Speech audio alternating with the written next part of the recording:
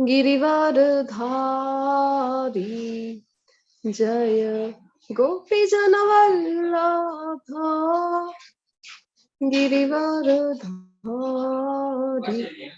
यशोदानन्दन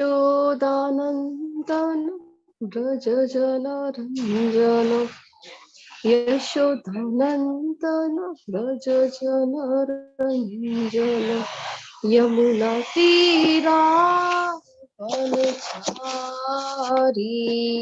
जय राधा माधव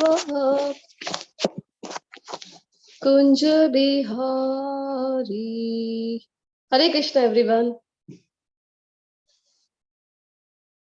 તમારું બધાનો હૃદયપૂર્વક સ્વાગત છે શ્રી શ્રી રાધા हरे कृष्ण माताजी। हरे कृष्ण। तो સૌપ્રથમ શ્રી શ્રી રાધા ગોવિંદના ચરણમાં વંદન કરીએ। ભગવાનના શાશ્વત ભક્ત અર્જુનજી, શ્રીલા પ્રભુપાદજી, પરમ પૂજ્ય જય પતાકા સ્વામી महाराज, પરમ પૂજ્ય નામનિષ્ઠદાસ પ્રભુજીના ચરણમાં વંદન કરી આજના આ સેશનની શરૂઆત કરીશું મંગળાચરણથી। ओम अज्ञानतिमिरान्ध्यस्य ज्ञानाञ्जनशलाकया चक्षुरुन्मिलितं येन तस्मै श्रीगुरुवे नमः। श्रीचैतन्यमनोभीष्टं स्थापितं येन भूतले स्वयं रूप कथामयं ददाति स्वपदान्तिकं। वन्देऽहं श्रीगुरो श्रीयुतपदकमलं श्रीगुरुन् वैष्णवांश्च श्रीरूपं साग्रजातं सगणरघुनाथान्वितं तं सजीवं साद्वैतं सावधूतं हरिजना सहितं श्रीकृष्ण चैतन्य देवं Shri Radha Krishna पादान् सगणललिता श्रीविशाखान्वितांश्च।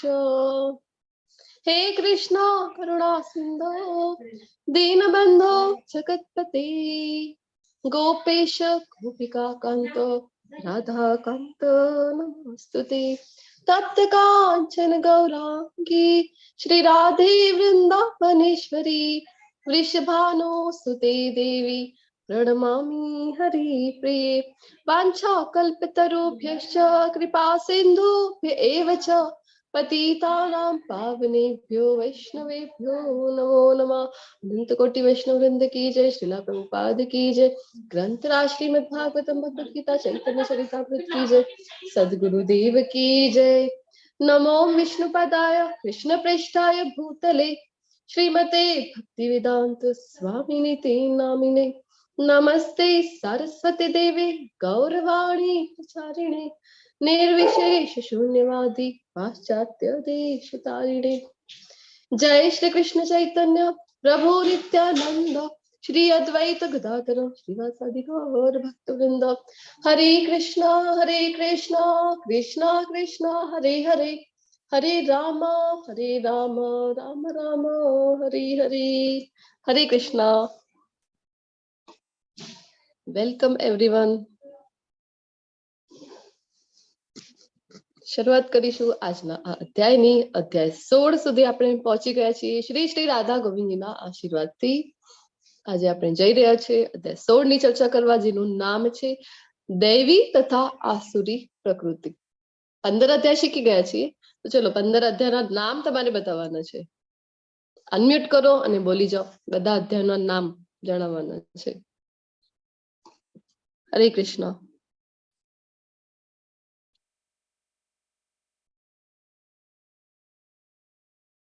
Hare Krishna. Am I audible? Yes, Mataji. માતાજી audible છે, આવડતું નથી એટલે નથી બોલતા। ટ્રાય કરીએ આપણે। ઓકે, પહેલા અધ્યાયનું નામ બતાવો। પહેલું અધ્યાય કયું હતું? સૈન્ય નિરીક્ષણ। સૈન્ય નિરીક્ષણ। જી, કરેક્ટ। બીજો અધ્યાય ગીતાનુસાર। ત્રીજો અધ્યાય કર્મયોગ। ચોથાથી બધા ટ્રાય કરો અનમ્યુટ કરીને।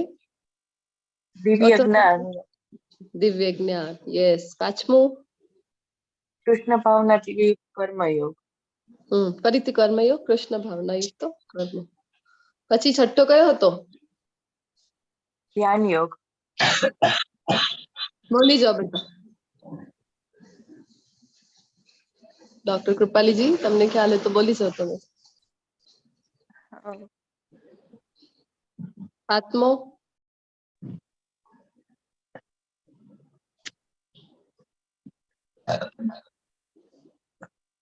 યસ વિનોદરાય પ્રભુજી, સાતમો કયો હતો?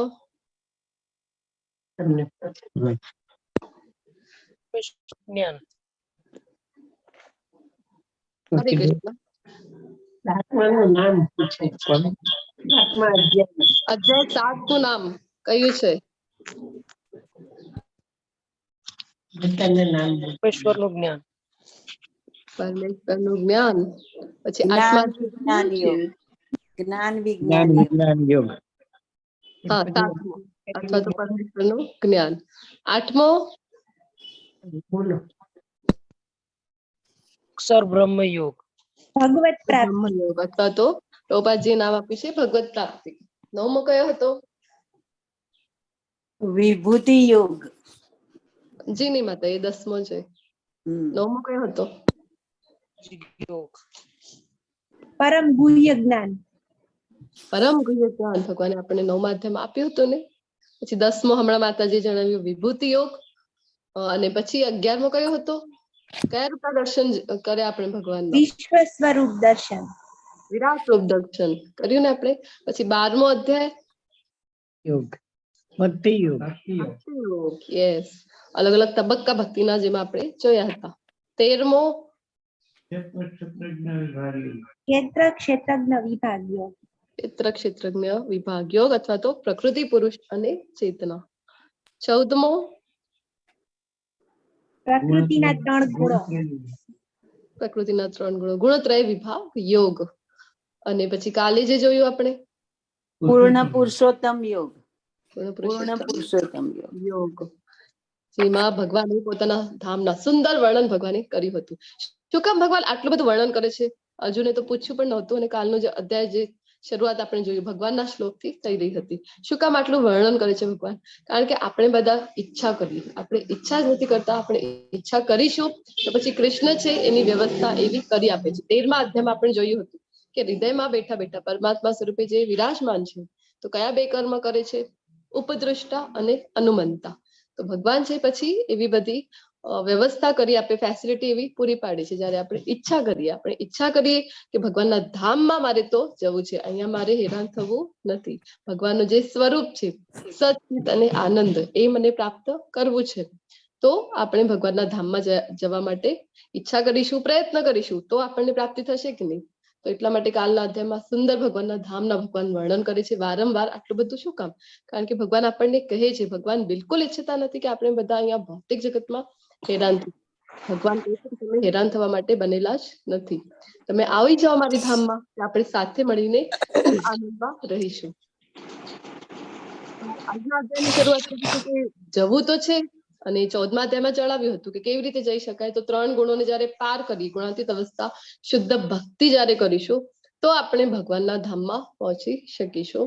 તો હવે ગુણો જોઈએ ને, પાત્રતા આપણે પણ જોઈએ ને ત્યાં જવા માટે. તો આજના અધ્યાયથી ખબર પડે છે કે જે 3 ગુણ બતાવ્યા હતા તો દૈવી ગુણો કયા છે, આસુરી ગુણો કયા છે. સત્વ ગુણમાં જનરલી આપણે જોયું ને 3 ગુણમાં જો સૌથી 3 ગુણમાં શ્રેષ્ઠ ગણાય એ હતું સત્વ ગુણ. તો દૈવી જે પ્રકૃતિ છે એ ક્યારે ડેવલપ થશે? દૈવી ગુણો જ્યારે સત્વ ગુણમાં આપણે અવસ્થિત હોઈશું ત્યારે. તો શરૂઆત કરીએ આજના અધ્યાયની. તો દૈવી ગુણો, હવે ભગવાન છે પહેલા દૈવી ગુણોના વર્ણન કરે છે 16મા અધ્યાયનું. અધ્યાય 16 શ્લોક નંબર 1. શ્રી ભગવાન ઉવાચ અભયમ સત્વ સંશુદ્ધિર જ્ઞાન યોગ વ્યવસ્થિતિઃ દાનમ તમશ્ચ યજ્ઞશ્ચ સ્વાધ્યાય તપ આર્જવમ. પણ પુરુષોત્તમ પરમેશ્વર બોલ્યા, હે ભરત પુત્ર, નિર્ભયતા કયા કયા ગુણો છે એ ભગવાન બતાવી રહ્યા છે દૈવી ગુણોમાં. તો સૌ પ્રથમ જે ગુણ આવી રહ્યું છે એ છે અભયમ, એટલે કે નિર્ભયતા. પ્રભુપાદજી લખે છે ભાવાર્થમાં કે કોઈ સંન્યાસી છે, સંન્યાસી ક્યારે સંન્યાસ લેવું જોઈએ? આમ તો આપણે ભગવદ્ ગીતામાં શરૂઆતથી જોઈ રહ્યા છીએ, અર્જુન તો ઈચ્છી રહ્યો હતો કે સંન્યાસ લઈ લો અને યુદ્ધ મારે કરવું નથી, પરંતુ ભગવાન ના પાડે છે. ભગવાન ભગવદ્ ગીતામાં ક્યારેય પણ ડાયરેક્ટ સંન્યાસ માટે પ્રેરતા નથી. પરંતુ જો સંન્યાસી હોય, કોઈને સંન્યાસ લેવું હોય, તો સૌપ્રથમ જે ગુણ હોવું જોઈએ એ છે અભયમ નામનું ગુણ. જ્યારે ડેવલપ થાય ત્યારે જ કોઈ વ્યક્તિ વિચાર કરવાનો સંન્યાસ લેવા માટે. નહીં તો અધરવાઇઝ થશે શું?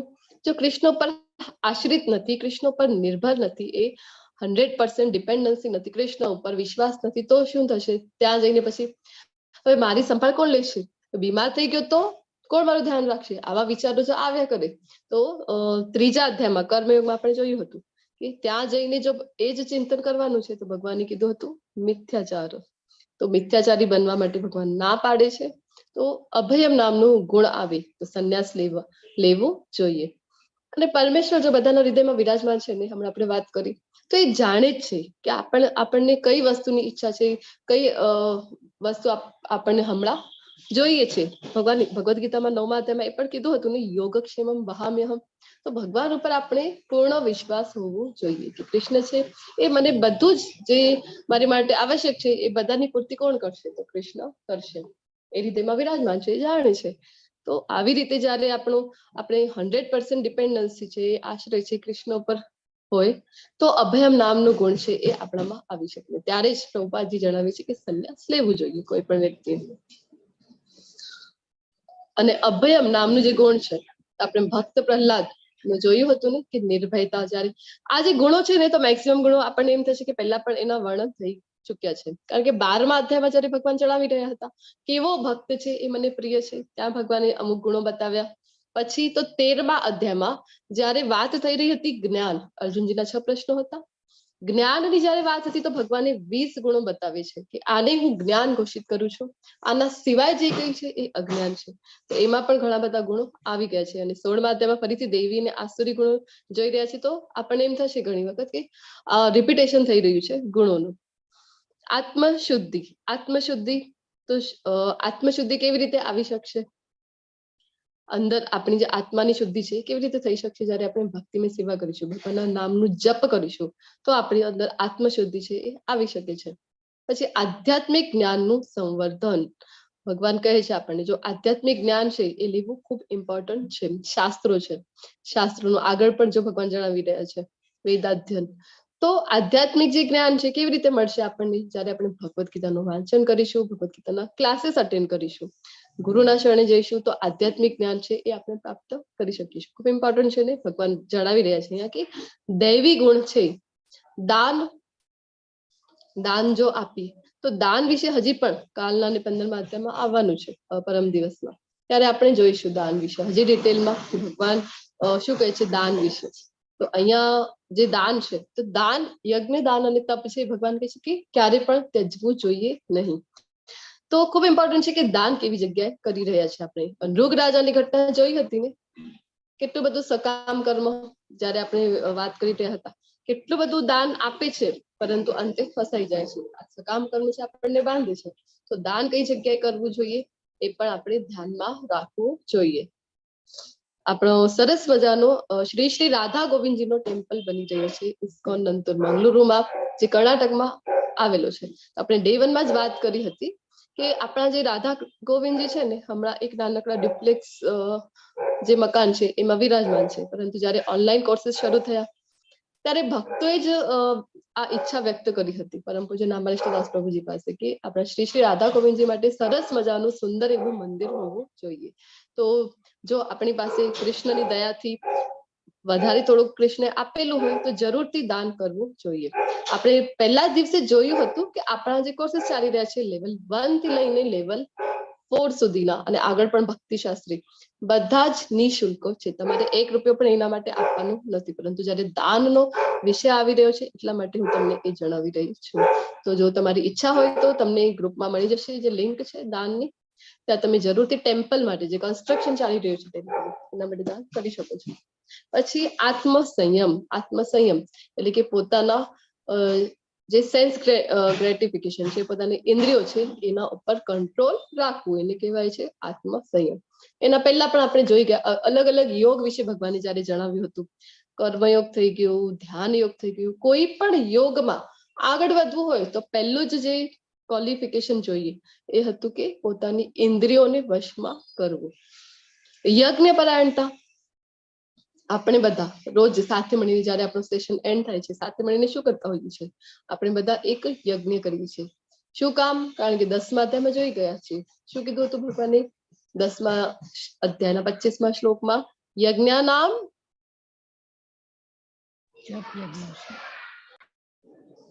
જપ યજ્ઞોસ્મિ.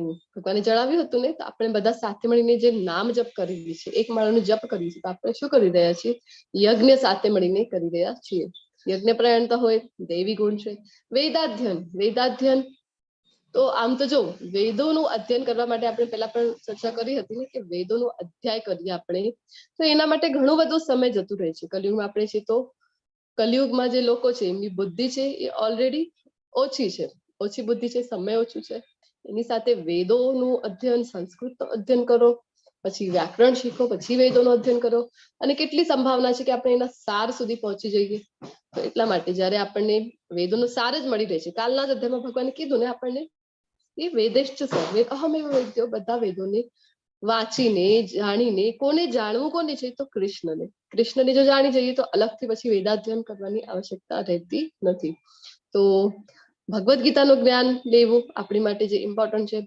ભગવદ્ ગીતાનું જ્ઞાન લઈ લીધું તો પછી શ્રીમદ ભાગવતમનો આપણે વાત કરીને કે ભક્તિ માર્ગ પર આપણે બધા છીએ, એક આપણી જર્ની આ ચાલી રહી છે, એમાં જો આગળ વધવું હોય, ઝડપથી આગળ વધવું હોય તો ખૂબ જ જરૂરી છે શ્રીમદ ભાગવતમનું અધ્યયન કરવું, શ્રીમદ ભાગવતમનું શ્રવણ કરવું. આપણા પણ ગુજરાતીમાં રોજ સવારે વર્ગ થતા હોય છે 7 વાગ્યે, તો જરૂરથી એમાં જોડાવા માટે પ્રયત્ન કરજો. તો વેદાધ્યયન, અને જો આપણને એમ થશે ઘણી વખત એવું થાય કે લેવલ 1 નો ક્લાસ તો કર્યો પણ વધારે કઈ ખબર પડી નહીં ભગવદ્ ગીતાના વિશે, તો ઇટ્સ ઓકે, ફરીથી એ ક્લાસ આપણે રિપીટેડલી કરી શકીએ છીએ. એવરી મંથ આપણી જે છે લેવલ 1 ની ન્યૂ બેચ શરૂ થતી હોય છે. તો આ વખતની નેક્સ્ટ બેચની પણ આપણી જે જાહેરાત છે એ આવી ગઈ છે, અનાઉન્સમેન્ટ થઈ ગઈ છે. નેક્સ્ટ બેચ 3rd ઓફ એપ્રિલથી શરૂ થવા જઈ રહી છે. ફરીથી જોઈન કરી શકો છો. અલગ અલગ ટાઈમિંગ ઉપર આપણા એડલ્ટના ક્લાસીસ હોય છે, જે સમય અનુકૂળ હોય એ બેચમાં તમે ફરીથી રિજોઈન કરી શકો છો. ઘણા બધા પાર્ટિસિપન્ટ હોય છે, અને અમે પોતે પણ વારંવાર લેવલ 1 છે એ રિપીટેડલી કરીએ છીએ. શું કામ? કારણ કે બેઝ છે, ભગવદ્ ગીતાનો જે બેઝ છે, અને એવું નથી કે એક વખત ક્લાસ કર્યો એટલે બધું જ સમજાઈ ગયું. અને આ જે જ્ઞાન છે કેવું છે, તો આ દિવ્ય જ્ઞાન છે. કોઈ પણ વ્યક્તિ એવો દાવો કરી ન શકે કે મને બધું જ જે છે ભગવદ્ ગીતા આખી મને સમજાઈ ગઈ છે, એવું કોઈ દાવો કરી શકે નહીં. જેટલી વખત આપણે ક્લાસ કરીએ, જેટલી વખત ઇવન રીડિંગ કરી ભગવદ્ ગીતાનો, તેટલી વખત આપણને એક નયો આસ્પેક્ટ એમાં મળે, નયો એંગલ ભગવદ્ ગીતાનો આપણને થાય કે આ તો નવી વાત મને જાણવા મળી રહી છે. જેમ જેમ આપણે નામ જપ કરીશું તેમ તેમ કૃપા છે આપણા ઉપર વરસતી રહે છે, અને ભગવદ્ ગીતાનું જ્ઞાન છે આપણા હૃદયમાં એ પ્રકટ થતો જશે. તો આપણે જયારે ભૌતિક જ્ઞાન પર લેતા હોઈએ છીએ, એક જ વખતમાં કઈ સમજમાં આવતું નથી ને. એક વખત આપણે ગયા સ્કૂલમાં, ધારો કે જયારે કમળનું ક શીખવાડવામાં આવ્યું હતું સ્કૂલમાં, એક જ વખત બતાવી દીધું ને આવી ગયું, આપણને નહીં આવ્યું ને. કેટલી વખત પહેલા તો કેવું હતું, સ્લેટમાં લખાવવા આપતા હતા, અને એને જ પછી ઘોટવાનું, કેટલી વખત એના જ ઉપર આપણે ટ્રેસ કરીને લખતા હોઈએ છીએ કે નહીં.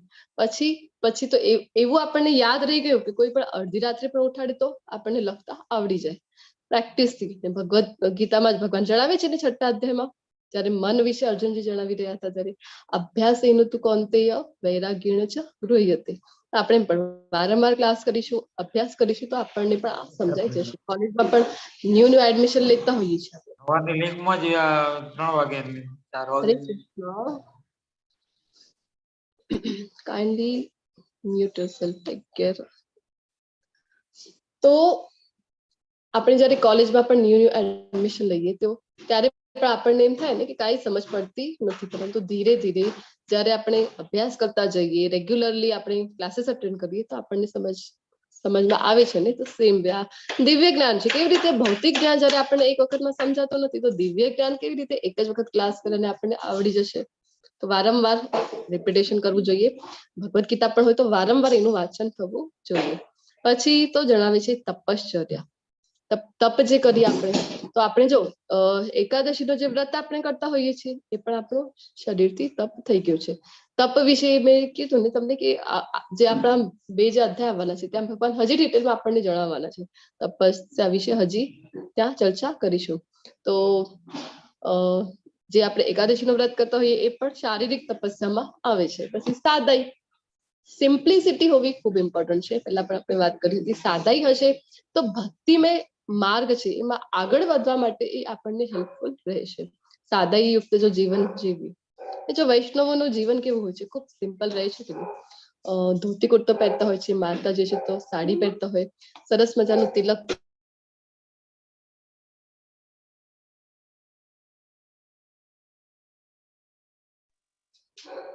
વૈષ્ણવોની દૂરથી જ આપણે જોઈએ ને તો આપણને કૃષ્ણ છે એ યાદ આવી જાય. તો સાદાઈ હોવી ખૂબ જરૂરી છે. પછી આગળ હજી જણાવે છે દૈવી ગુણોમાં શું કે છે, અહિંસા. અહિંસા વિશે આપણે ચર્ચા કરી ગયા છીએ, તો તમે જણાવો હવે અહિંસા એટલે કોને અહિંસા કહેવાય? હરે કૃષ્ણ માતાજી. એક તો મન વચન કર્મથી કોઈને દુઃખ લાગે એવું ના કરવું, અને બીજું કોઈને કૃષ્ણ ભાવના અમૃતમાં આગળ આવતા હોય તો અટકાવવું નહીં, અવરોધ ના બનવાના, અથવા તો યસ માતાજી. બે અહિંસાની આપણે વાત કરતા હોઈએ છીએ. એક અહિંસા, જીવ માત્રની હિંસા ન કરીએ આપણે, તો કારણ કે દરેક જીવની એક આધ્યાત્મિક જર્ની છે, આધ્યાત્મિક સફર ચાલતી હોય છે. જો વચમાં એનું હિંસા કરી દેવામાં આવે તો ફરીથી એના જે કર્મ બાકી રહી ગયા હતા ને એ યોનિમાં ભોગવવા, તો એ ભોગવવા માટે ફરીથી એને એ યોનિમાં જન્મ લેવું પડે છે. આ અહિંસા. અને બીજી જે આપણને પ્રભુપાદજી કહે છે, કૃષ્ણ ભાવનામૃતનું જ્ઞાન આપણી પાસે છે એ જરૂરથી બીજા સાથે શેર કરવું જોઈએ, એટલે કે અહિંસા. સત્યતા, સત્યતા, સત્ય બોલવું જોઈએ. નિત્ય ક્રોધ વિહીનતા. જો આપણે તો કેવા છીએ ને કે નાનકડી કોઈ એવી વાત થઈ ગઈ તો આપણને ક્રોધ આવી જાય છે. આપણી મનની વિરુદ્ધ કોઈ કઈ કહી દીધું અથવા તો કરી દીધું તો ત્યાં જ આપણને ક્રોધના આપણે ખૂબ આવેશમાં આવી જતા હોઈએ છીએ. ભગવાન કહે છે ક્રોધ વિહીનતા હોવું જોઈએ, દૈવી ગુણ છે. ત્યાગ, ત્યાગ વૈરાગ્ય, એના વિશે પણ આપણે ચર્ચા કરી ગયા છીએ. સાચો ત્યાગ કઈ, સાચું વૈરાગ્ય કેવું છે? છોડો ઘર બાર ચલો હરિદ્વાર, આ છે સાચો વૈરાગ્ય.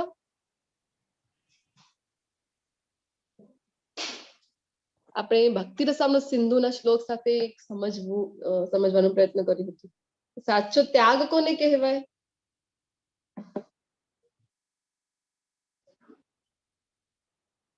હરે કૃષ્ણ. ઘણી વખત આપણે ચર્ચા કરી ગયા છીએ આના ઉપર પણ.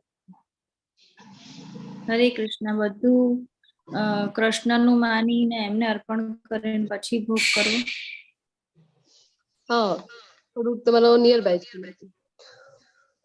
આપણી પાસે જે કંઈ પણ છે એ કૃષ્ણની સેવામાં લગાડવું, એ થઈ ગયો આપણો સાચો વૈરાગ્ય. શાંતિ, શાંતિ પ્રિય હોય છે, જે દૈવી ગુણ હોય શાંતિ પ્રિયતા ત્યાં હોય છે. અને ભગવદ ગીતામાં જ આપણે શાંતિનો ફોર્મ્યુલા પણ જોઈ ગયા હતા ને, 5મા અધ્યાયના 29મા શ્લોકમાં કયું હતું? પીસ ફોર્મ્યુલા આપણે કહેતા હોઈએ છીએ. શાંતિ ક્યારે મળે?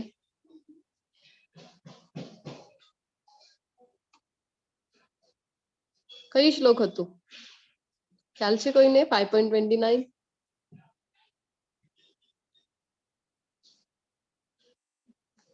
રિદ્ધિબા તાઈ, તમે અનમ્યુટ કર્યું છે, તમે બોલવા ઈચ્છો છો?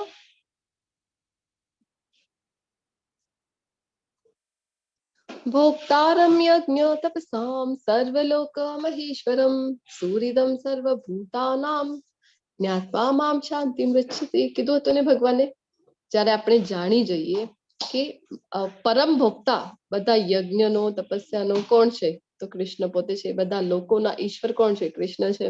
અને બધા જ જીવ માત્રના સુહૃદમ એટલે કે બેસ્ટ ફ્રેન્ડ છે, હિત કરતા શુભેચ્છક મિત્ર એ કૃષ્ણ છે.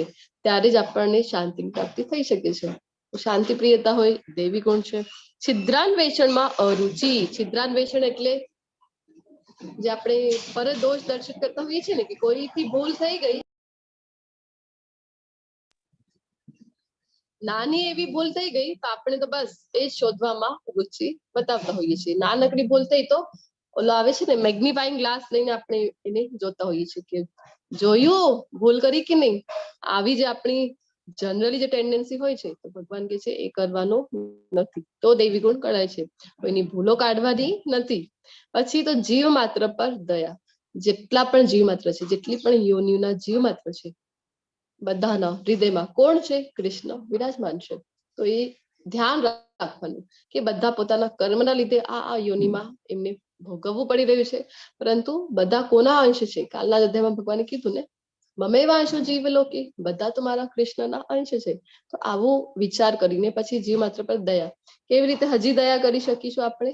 તો એમને પણ આપણે કૃષ્ણ ભાવનામૃતનું જ્ઞાન જ્યારે આપણે આપી શકીએ અને બીજી જે યોનિઓના જીવ માત્ર છે એમની ઉપર દયા જ્યારે બતાવીએ તો એ થઈ ગયું જીવ માત્ર પર દયા. પછી નિર્લોભીપણું, લોભ હોવું જોઈએ નહીં. એના પહેલા પણ ભગવદ ગીતામાં આપણે ચર્ચા કરી હતી ને, કામ, ક્રોધ અને લોભ કોના દ્વાર છે આ ત્રણ? ક્યાં લઈ જાય આપણને? નર્કના દ્વાર. નરકના દ્વાર છે. નરકની કન્ફર્મ ટિકિટ આપણને મળી રહે આ ત્રણ વસ્તુ જો હોય, કામ, ક્રોધ અને લોભ. સૌમ્યતા, સૌમ્યતા હોવી જરૂરી છે. પછી લજ્જા આવે છે. લજ્જા તો સ્ત્રી પુરુષ બધામાં જ લજ્જા હોવી ખૂબ જ ઇમ્પોર્ટન્ટ છે. દેવી ગુણ ગણાય છે, પરંતુ એમ કહેવાય ને કે માતાજીઓનો તો એ ઘરેણું છે લજ્જા એટલે. અને આજકાલ આપણે જોઈ રહ્યા છીએ કે આપણને જે સોશિયલ મીડિયા છે અથવા તો ટીવી છે, શું તે આપણને જોવા મળે છે? મોટે ભાગે તો નિર્લજ્જપણું જ તે આપણને જોવા મળી રહ્યું છે. પછી નિશ્ચય, દૃઢ નિશ્ચય. ભક્તિમાં આવી રહ્યા છે આપણે, ભક્તિમાં પ્રગતિ કરી રહ્યા છે, તો એક દૃઢ નિશ્ચય હોવો, એક નિશ્ચય હોવો ખૂબ ઇમ્પોર્ટન્ટ છે કે હા, લેવલ 1 નો ક્લાસ મારું કમ્પ્લીટ થયું છે, હું જરૂરથી એનું સર્ટિફિકેટ મેળવીશ. પછી તો લેવલ 2 માં પણ આગળ કન્ટિન્યુ કરીશ. અથવા તો એક માળા જપનું મેં નિશ્ચય કર્યું છે તો હું જરૂરથી ક્લાસ ભલે ને પતી જાય, પરંતુ હું મારી જે એક માળાનો રાઉન્ડ છે એ હું કન્ટિન્યુ રાખીશ. એવું દૃઢ નિશ્ચય હોવું જરૂરી છે. હજી આગળ જણાવી રહ્યા છે દૈવી ગુણોમાં તેજ, તેજ હોવું જોઈએ. અને ક્ષમા, જો પહેલી વખત કોઈ પણ ભૂલ થાય ને તો એને ક્ષમા કરી દેવી જોઈએ. ક્ષમા એ દૈવી ગુણ છે. પછી તો ધૈર્ય, ધૈર્ય જે તમારા બધામાં હું કહું છું ને રોજ ક્લાસ એન્ડ થાય ત્યારે કે તમે બધા દૈવી ગુણ ધરાવી રહ્યા છો, તમે બધા ખૂબ ધૈર્યપૂર્વક સાંભળી રહ્યા છો, તો તમારા બધામાં પણ આ દૈવી ગુણ છે. પવિત્રતા, પવિત્રતા એક તો બાહ્ય હોય છે, બાહ્ય શુચિ, આભ્યંતર શુચિ.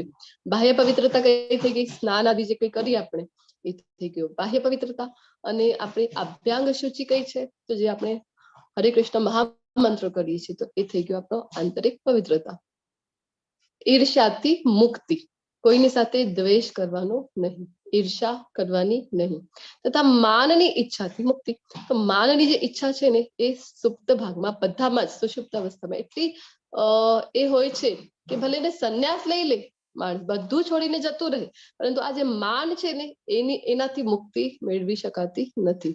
ઘણી વખત આપણે જોતા હોઈએ છીએ ને કે કોઈ બાબા છે, કોઈ ગુફામાં ચાલ્યા ગયા, ઘણી તપસ્યા કરીને પાછા જયારે આવે ત્યારે માનની એક સુપ્ત ઈચ્છા એમનામાં રહે છે. શું છે? તો કોઈ મારું હવે જય જયકાર થવું જોઈએ, બાબાજી કી જય, નારાઓ લાગવા જોઈએ. આવી માનની ઈચ્છા છે, એનાથી મુક્ત થવું આ ખૂબ જ અઘરું છે અને દેવી ગુણ છે. ભગવાન આપણને જણાવી રહ્યા છે. તો આ બધા જ. અને બીજું આપણને ચૈતન્ય મહાપ્રભુ શિક્ષાષ્ટકમ જયારે આપે છે એમાં આપણને કહે છે ને, તૃણાદપી સુનીચેન તરોરપી સહિષ્ણુના અમાનીના માનદેન કીર્તનીય સદા હરિ. કહે છે ને આપણને કે માનની ઈચ્છા રાખવાની નથી અને બધાને જ ઉલટાનું આપણે માન આપવાનું છે. અને સદા કરવું શું છે? તો હરિનું કીર્તન છે એ કરવાનું છે. આ સર્વ કેવા છે? તો ભગવાન આપણને જણાવે છે આ બધા જ ગુણો છે એ દિવ્ય ગુણો છે. દૈવી પ્રકૃતિ, જે દેવતુલ્ય જે પુરુષો છે એ આ બધા ગુણોના સ્વામી હોય છે, આ ગુણો એ ધરાવતા હોય છે. ભગવાન આપણને જણાવે છે. હવે આવી રહ્યા છે આસુરી ગુણો. તો શું કહે છે? હે પાર્થ, દંભ, દંભ એટલે કે દેખાડો. જે દેખાડો કરવામાં આવે છે, આપણે વાત કરી હતી ને કે મોટા ભાગે જે સોશિયલ જે પ્રોગ્રામિંગ હોય છે, જે સામાજિક પ્રસંગ હોય છે, એમાં મોટા ભાગે જે કરવામાં આવે છે એ દંભ હોય છે, દેખાડો કરવામાં આવે છે. આ વ્યક્તિ શું કર્યું છે? યજ્ઞ કર્યો, કેટલું યજ્ઞ, આટલું ખર્ચ કરી નાખ્યું, આનાથી પણ મોટા યજ્ઞનું આયોજન મારે કરવું છે. આ વ્યક્તિ પોતાના દીકરાના લગ્નમાં ક્યાંથી જે મ્યુઝિક, જે ઓર્કેસ્ટ્રા હતું ક્યાંથી બોલાવ્યું? મુંબઈથી બોલાવ્યું હતું. હવે હું તો એનાથી પણ દૂરથી ચેન્નઈથી બોલાવીશું. આવી રીતે જે દંભ આપણે કરતા હોઈએ છીએ, જે આપણે સામાજિક જે પ્રસંગો છે એમાં જનરલી મોસ્ટલી કરતા હોઈએ છીએ. અને પ્રભુપાદજી કહે છે સૌથી મોટો દેખાડો છે એ કયું છે? તો હું ધાર્મિક છું. આ જે સૌથી મોટો દંભ છે. પછી તો દર્પ, દર્પ એટલે કે ઘમંડ, પોતાના ઉપર જે ઘમંડ હોય છે લોકોને.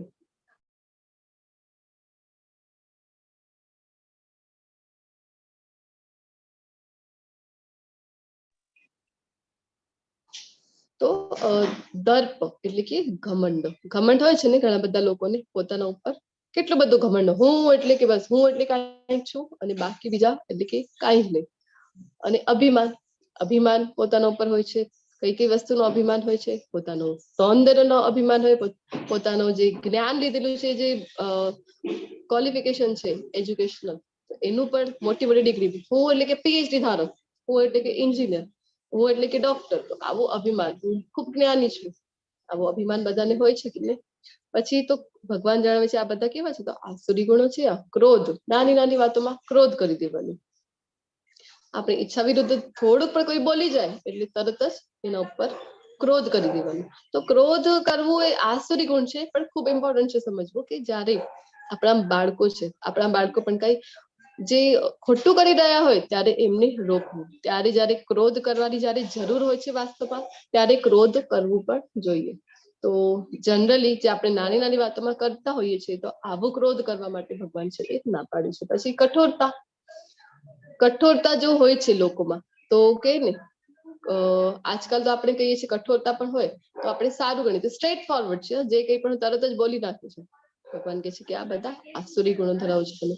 અને અજ્ઞાન, અજ્ઞાન જો હોય તો શું કે જેટલું ઓછું ખબર એટલું સારું. વધારે ખબર હોય તો માથાકૂટમાં પડીએ, ઓછું ખબર તો સારું. અજ્ઞાનતામાં સુખ છે, અથવા તો ઇગ્નોરન્સ ઇઝ બ્લિસ એવું કહેતા હોય છે કે નહીં? પરંતુ જો અજ્ઞાનતા સારું છે, ખબર આપણે જો કહીએ કે સામે ખાડું છે અને ખાડું છે મને ખબર નથી, ખબર નથી એવું કરીને આપણે જઈએ, તો ખબર નથી તો આપણે ખાડામાં ન પડીએ એવું થાય છે? નથી થતું ને, ખાડામાં પડી જ જઈએ આપણે, ખબર હોય કે ન હોય. તો અજ્ઞાનતા જો આપણે ધરાવીએ તો એવું નથી કે હા મેં જ્ઞાન નથી લીધું, તો જ્ઞાન નથી લીધું એટલે કે બસ કર્મના સિદ્ધાંતો મારા ઉપર લાગુ થશે નહીં, અથવા તો આ જન્મ મૃત્યુના ચક્રમાં હું ફસાઈશ નહીં, એવું છે? નથી ને. અજ્ઞાનતા તમારી પાસે હોય, જો આપણને આપણે એમ કહીએ કે અગ્નિ છે, અગ્નિ નાનો બાળક છે એને થોડી ખબર છે અગ્નિના વિશે, તો હાથ રાખી દીધું, તો અગ્નિ એમ કે છે કે ખબર નથી તો હું તને દાજીશ નહીં, એવું કહે છે? નહીં ને. અગ્નિમાં હાથ નાખીએ એટલે બળી જ જાય. કોઈ પણ હોય, નાનું બાળક હોય કે કોઈ પણ હોય, સમજદાર વ્યક્તિ હોય અથવા તો સાવ અસમજૂતદાર નાનો બાળક હોય, બધા ઉપર લાગુ થાય છે કે નહીં? તો કર્મોના સિદ્ધાંતો પણ છે, એ બધા ઉપર સરખા જ પ્રમાણમાં લાગુ થાય છે. આપણે એમ કહીશું કે અજ્ઞાનતા છે, સુખ છે, નથી ખબર, તો આવું નથી. જો અજ્ઞાનતા તમે ધરાવશો તો થશે શું? આપણે 14મા અધ્યાયમાં જોઈ ગયા છે કે કયા ગુણમાં મૃત્યુ થાય વ્યક્તિનું, તો કેવી ગતિ એની થાય છે. આ બધા ભગવાન કહે છે કે આસુરી પ્રકૃતિ વાળા માણસોના ગુણો છે. હવે જો અહીંયા રાવણનું ઉદાહરણ આપેલું છે ને. રાવણ એવું નથી કે રાવણ એટલે કે રાવણ એટલે કે આમ તો જોવા જઈએ તો કરતો હતો તપસ્યા, ખૂબ અઘરી તપસ્યા કરતો હતો, પરંતુ ભક્તિ કરતો નહોતો. પોતાના માટે પોતાનો જે ઈચ્છા છે એ સંતોષવા માટે પ્રયત્ન કરી રહ્યો હતો. તો એક કેવું છે અભિમાન, એનામાં પણ જે અભિમાન હતું, તો કહેવાય છે ને કે અભિમાન છે રાવણનું પણ રહ્યું નથી, તો બીજા કોઈનું કેમ રહેશે? અને અહીંયા દુર્યોધનનું છે બીજું ઉદાહરણ આપેલું. દુર્યોધન છે, તો એવું નથી કે દુર્યોધનને ધર્મ શું છે એ ખબર નહોતી. દુર્યોધન શું કે છે? મને ખબર છે, હું સમજુ છું કે હું જાણું છું કે ધર્મ શું છે, પરંતુ તો પણ આ ધર્મમાં મારી મતિ લાગતી નથી. તો આ બધા જે છે કયા ગુણો ધરાવે છે? આસુરી ગુણો ધરાવે છે. Just a moment, I will be back in 2 minutes. Meanwhile કોઈને કીર્તન લેવું હોય તો તમે લઈ શકો છો.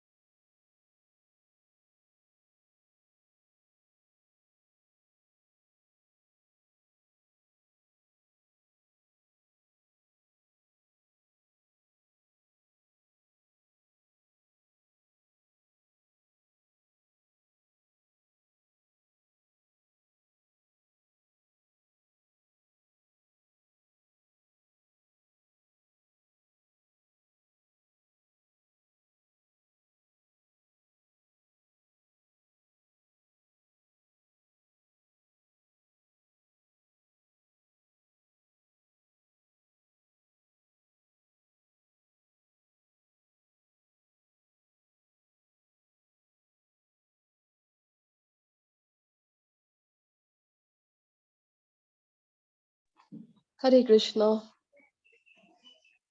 તો આસુરી ગુણો આપણે જોઈ રહ્યા હતા કે જો લોકો કેવું કેવું બધું કરતા હોય છે ને, આસુરી ગુણોમાં અવસ્થિત જ્યારે હોય છે ત્યારે એમને ખબર જ નથી પડતી. હવે કાલના અને પરમ દિવસના અધ્યાયમાં પણ આપણે જોઈશું કે તમો ગુણમાં જયારે ખૂબ અવસ્થિત થઈ જાય છે, ખૂબ હાવી થઈ જાય જયારે તમો ગુણ, તો એ ગુણમાં પણ લોકોને ખબર જ પડતી નથી કે એ લોકોને શાસ્ત્રની વિરુદ્ધ જે કંઈ પણ કરે એ કર્યા કરે છે. અને શાસ્ત્રોની વિરુદ્ધ કર્મ કરીએ તો શું થાય છે, એની ગતિ કેવી થાય છે તમો ગુણમાં, એ પણ આપણે જોઈ ગયા છીએ. તો આટલા બધા ગુણો જયારે આપણે જોયા, દૈવી ગુણો અને આસુરી ગુણો, તો આપણને ચિંતા થાય કે નહીં? ક્રોધ વિહીનતા કીધું છે ભગવાને, ક્રોધ તો મને આવી જાય છે. પછી તો કીધું છે કે અભિમાન કરવાનું નથી, અભિમાન તો ક્યારેક ક્યારેક મને થઈ જાય છે. તો આવું બધું આપણને મનમાં વિચાર થાય કે નહીં, શંકા થાય કે નહીં, કે આસુરી ગુણો તો હું ધરાવું છું, તો પછી શું થશે મારી સાથે? તો આપણા અંદર દૈવી ગુણોને વિકાસ કરવા માટે, અને જે આપણી અંદર અસુર છે, અસુર એટલે કયું અસુર? મોટા મોટા શિંગડા વાળો અસુર તો નહીં. આ જે કોઈ પણ આસુરી ગુણો ધરાવીએ તો અસુર જ કહેવાય છે. અને બીજું કૃષ્ણને નથી માનતા તો એ બધા થઈ ગયા અસુર. તો અહીંયા આપણી માટે પ્રશ્ન છે કે કેવી રીતે આપણે અંદર જે રાક્ષસ છે, જે અસુર છે, કયો? તો આસુરી ગુણો વાળો. તો એને કેવી રીતે હરાવીશું આપણે? તો જો એસોસિએશન આપણે જોયું હતું ને કે જે ઇફેક્ટ છે એસોસિએશન નો, સંઘની ભૂમિકા કેવી છે 84 લાખ યોનિઓ તરફ દોરી જવા. તો આના માટે જ એક ફરીથી ઉદાહરણ આવી રહ્યું છે કે કોઈ ફળ છે, ફળની આખી ટોપલી છે, આખી ટોપલી ફ્રેશ ફ્રૂટ્સની છે, એક જ ફળ એમાં સડેલું આવી ગયું તો શું થાય? બધા જ ફળોને ખરાબ કરી દે કે નહીં? અથવા તો જેસ્મિન નું ફૂલ છે, મોગરાનું ફૂલ છે, અને એ ડસ્ટબિનમાં પડેલું છે, તો સુગંધ આવશે કે દુર્ગંધ આવશે? તો સંઘનો એ જ મહત્વ હોય છે, એસોસિએશન નો ખૂબ ઇમ્પોર્ટન્ટ રોલ હોય છે આપણી લાઈફમાં. તો આપણે કરવાનું શું છે? તો જો કુશળતાપૂર્વક તમારી સંગત પસંદ કરો. આપણે કયા એસોસિએશનમાં આપણું maximum time of the day invest કરી રહ્યા છે, વિતાવી રહ્યા છે, એ આપણે જરૂરથી ચેક કરવો જોઈએ. જો રોંગ એસોસિએશનમાં આપણે છીએ, રોંગ અને રાઈટ કેવી રીતે સમજવું છે? તો કૃષ્ણ વિનાની જે કંઈ પણ ચર્ચાઓ ચાલતી હોય છે, ભૌતિક ચર્ચાઓ, તો પછી એ આપણને ક્યાં દોરી જશે? તો ફરીથી આ ભૌતિક જગતમાં આવવા માટે એ કારણીભૂત બનશે. તો કૃષ્ણની વિનાની જે કંઈ પણ વાતો થાય છે એ કેવી વાતો છે?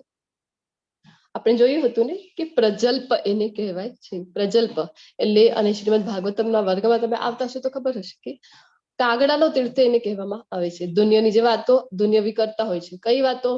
શેર માર્કેટનું શું થઈ રહ્યું છે, અથવા તો રશિયા યુક્રેનનું યુદ્ધ છે, શું હાલ છે એનું, આવી બધી જે કંઈ પણ વાતો કરતા હોઈએ છીએ, અલક મલકની વાતો જેને કહેવાય ને, તો એ બધી કેવી વાતો છે? પ્રજલ્પ છે. એ આપણને ફરીથી આ ભૌતિક જગતમાં આવવા માટે એ જિમ્મેદાર બનશે. અને જો આપણે એવું સંગ રાખીએ જે આપણને ભક્તોનો સંઘ હોય છે, જ્યાં આપણે કૃષ્ણ ભાવનામૃતની ચર્ચા કરતા હોઈએ છીએ, અહીંયા આપણે જયારે આપણે સાથે મળતા હોઈએ છીએ, આપણી આ જે બપોરની બેચ થતી હોય છે, અથવા જે કંઈ પણ બેચમાં તમે કનેક્ટેડ હો, તો ત્યારે આપણે કેવળ અને કેવળ કૃષ્ણ વિશે, ભગવદ ગીતા વિશે જ આપણે ચર્ચા કરીએ છીએ કે નહીં? આપણે કોઈ પણ અહીંયા દુનિયાવી વાતો કરીએ છીએ તો જે સંઘ છે એ ખૂબ ધ્યાનપૂર્વક પસંદ કરવું જોઈએ. કારણ કે આપણે જોઈ ગયા છીએ એ આપણને ક્યાં લઈ જાય છે? ભક્તોનો સંઘ હોય તો ભગવત ધામ, અને દુનિયાવી સંઘ હોય તો 84 લાખ યોનિઓમાં ફરવા માટે. તો શુદ્ધિકરણની આપણે વાત કરી રહ્યા હતા કે કેવી રીતે થશે? અંદરનો જે અસુર છે, કયો અસુર? આસુરી ગુણ વાળો. એને કેવી રીતે હરાવીશું? તો ભક્તિમય સેવા જયારે આપણે કરીશું, હરિનામનું જપ કરીશું, ભગવાનના પવિત્ર નામનું જપ કરીશું, શ્રવણ કરીશું, શાસ્ત્રોનું શ્રવણ. આજે શ્રીમદ ભગવદ ગીતાના વર્ગોમાં આવીએ અથવા તો શ્રીમદ ભાગવતમના વર્ગોમાં આવીએ તો જે આપણે શ્રવણ કરી રહ્યા છીએ ને અહીંયા ભગવાનના વિશે. પછી તો પ્રસાદનો સન્માન. પ્રસાદ એ જે કંઈ પણ આપણે ભોજન બનાવી રહ્યા છે એ માત્ર ને માત્ર પોતાની ઇન્દ્રિય તૃપ્તિ માટે હોય તો ભગવાને આપણને જણાવી દીધું છે 3જા અધ્યાયમાં કે એ શું ખાય છે? તો એ ખાઈ રહ્યા છે પાપ. તમે આ જો મને અર્પણ કર્યા વિના ખાઓ છો તો ભગવાનને ત્યાં જણાવ્યું હતું ને, માત્ર ને માત્ર પોતાની ઇન્દ્રિય તૃપ્તિ માટે ખાઓ છો તો એ પાપ ખાઈ રહ્યો છો. તો આપણે શું કરતા હોઈએ છીએ? ભક્તિમાં જે સેવાઓ છે, જે શુદ્ધિકરણની પ્રક્રિયા છે, તો આપણે જે કંઈ પણ બનાવીએ પહેલા આપણે કૃષ્ણને અર્પણ કરતા હોઈએ છીએ.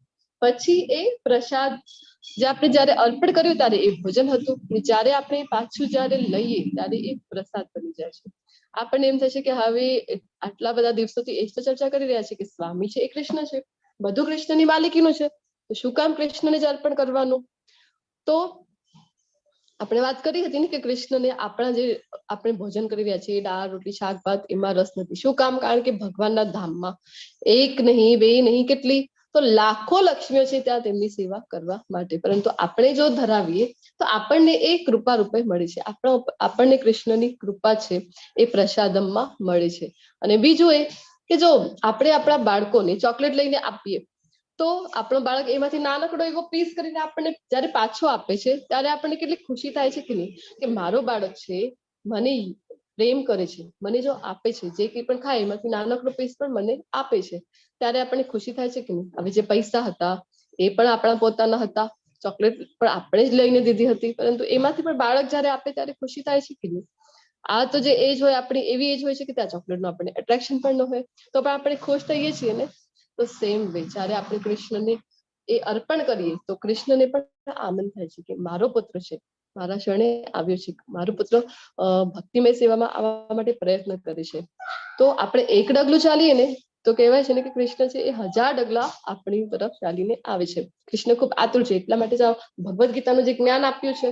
શું કામ? કારણ કે આપણે એ જ્ઞાન લઈએ, ભક્તિમય સેવાઓ કરીએ અને ભગવત ધામમાં પાછું જે આપણો ઓરિજિનલ એડ્રેસ છે ગોલોક વૃંદાવનના, ત્યાં આપણે પાછા જઈ શકીએ. તો આપણા અંદર સતત જે છે ને ફાઇટ ચાલતી હોય છે દૈવી ગુણો અને આસુરી ગુણોમાં. તો દિવ્ય ગુણો મોક્ષ તરફ લઈ જનારા હોય છે અને આસુરી ગુણો બંધનકારક હોય છે. મોક્ષ તરફ કેવી રીતે લઈ જાય દૈવી ગુણો? કારણ કે પછી આપણે ધીરે ધીરે આપણે આ ત્રણેય ગુણોથી ઉપર ઉઠીએ, ભક્તિમય સેવા કરીએ તો ભગવાનના ધામ જન્મ મૃત્યુથી મુક્તિ મળી જાય. તો એ આવી રીતે આપણને મુક્ત કરનાર છે. અને આસુરી ગુણો કેવી રીતે બાંધે છે? તો આસુરી ગુણોમાં રજોગુણ તમોગુણમાં અવસ્થિત આસુરી ગુણો જ્યારે ડેવલપ થાય છે તો થાય શું? આ જન્મ મૃત્યુના ચક્રમાં ફસાયા કરીએ. આ રીતે આપણને એ બાંધે છે. હે પાંડુ પુત્રો, તું ચિંતા કરીશ નહીં, કારણ કે તું દિવ્ય ગુણો સાથે જ જન્મેલો છે. તો અહીંયા શું કહે છે? માં શુચ સંપદમ દેવીમ અભિજાતોસી પાંડવ. તને ચિંતા કરવાની આવશ્યકતા નથી અર્જુન. શું કામ? કારણ કે તું તો તારો તો જન્મ જ દૈવી ગુણો સાથે થયેલો છે. અચ્છા, તો અર્જુનજીમાં તો બધા દૈવી ગુણો છે, જન્મથી જ છે, તો પછી આટલું બધું જ્ઞાન શું કામ આપે છે ભગવાન? કે દૈવી ગુણો, આટલા બધા ગુણોનું આટલું વર્ણન શું કામ કરી રહ્યા છે? કારણ કે આપણા માટે. આપણે વાત કરીને કે આ અર્જુનજીના મારફત આ જ્ઞાન ભગવાન છે આપણને આપી રહ્યા છે. અર્જુનજીને ખબર છે 3 ગુણો કયા છે, અર્જુનજીને એ પણ ખબર છે દૈવી ગુણો કયા છે, આસુરી ગુણો કયા છે, પરંતુ આ બધું વર્ણન આટલું બધું કોના માટે હતું? આ બધું આપણા માટે હતું, જેનાથી આપણે જાણી લઈએ અને પોતાના અંદર કયા ગુણો છે એ ચેકલિસ્ટ. એક આપણે 14મા અધ્યાયમાં વાત કરી હતી ને કે એક ટેસ્ટ છે આપણી માટે કે આપણે ક્યાં છીએ આપણને ખબર પડે. તો સેમ આવું આ અધ્યાય છે આજનો. તો આપણને ટેસ્ટ છે આપણી માટે, આપણને ખબર પડે કે આપણે કયા ગુણમાં વધારે અવસ્થિત છીએ. તો ભક્તિમય જીવન જે સાર છે ભગવદ્ ગીતાનું, તેની શરૂઆત ક્યાંથી કરવાની? ક્યાંથી કરવી જોઈએ શરૂઆત? રિટાયર થઈ જઈએ ત્યારે કરવાનું ને, આરામથી બેસીને. વહેલામાં વહેલી તકે ખબર પડે એટલે તરત. હરે કૃષ્ણ. હરે કૃષ્ણ. યસ, ધન્યવાદ માતાજી. જેટલી વહેલી તકે થઈ શકે, જ્યારથી આપણને જ્ઞાન થયું છે, જ્યારથી આપણને ખબર પડી. હવે હજી સુધી આપણને ખબર નહોતી તો પછી એ તો આપણે કાંઈ નહીં કરી શકીએ, પરંતુ જેમ આપણને ખબર પડે છે તો જેટલા જલ્દી થઈ શકે આ ભક્તિમય જીવનની શરૂઆત કરવાની છે. જો અહીંયા ઉદાહરણ આપેલા છે ને કે ધ્રુવ મહારાજ છે, ધ્રુવ મહારાજે 5 વર્ષની માત્ર આયુમાં જ નીકળી જાય છે ને ભગવાનને ગયા તો હતા અર્થાર્થી બનીને, પરંતુ આપણે જોયું ને પછી જયારે ભગવાનના દર્શન થઈ જાય છે ત્યારે એમને એમ થાય છે કે શું કામ મેં આટલી કોઈ ઈચ્છા શું કામ મેં મનમાં રાખી છે? તો ભગવાન પછી એક જ્ઞાની બની જાય છે. ભગવાન એમની શંખ અડાડે છે. તો ધ્રુવ મહારાજ છે 5 વર્ષમાં નીકળી જાય છે ભગવાનની પ્રાપ્તિ કરવા માટે.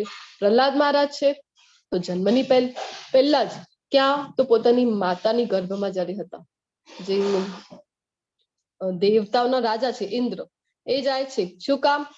તો આ જે હિરણ્યકશિપુ છે આ કેવું છે, કેટલું હેરાન કરી રાખ્યું છે અમને બધાને.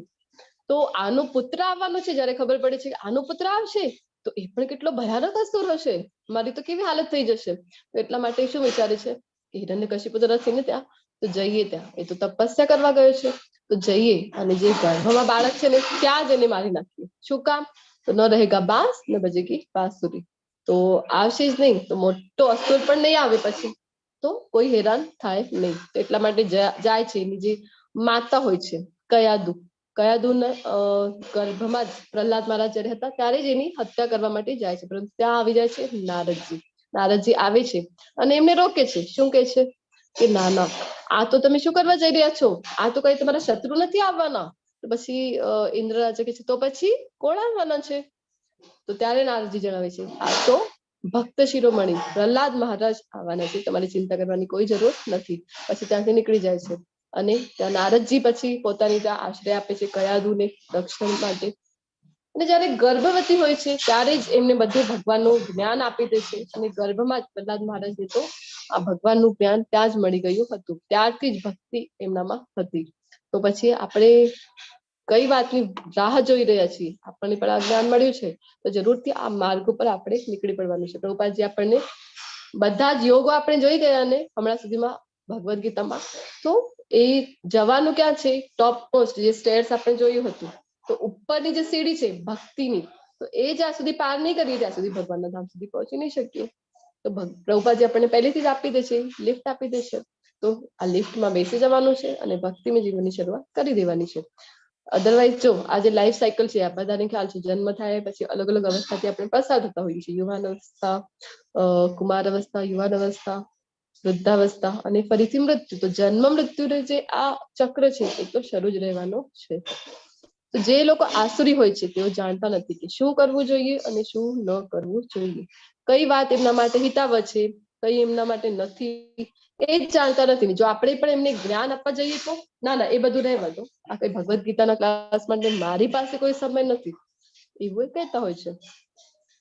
તેઓમાં નથી પવિત્રતા, પવિત્રતા જોવા મળતી નથી. પવિત્રતા આંતરિક તો હોતી જ નથી, કારણ કે ભગવાનને જ માનતા નથી, એટલે જ તો આસુરી કહેવાય છે. ને બાહ્ય પવિત્રતા પણ એમનામાં જનરલી જોવા મળતી નથી.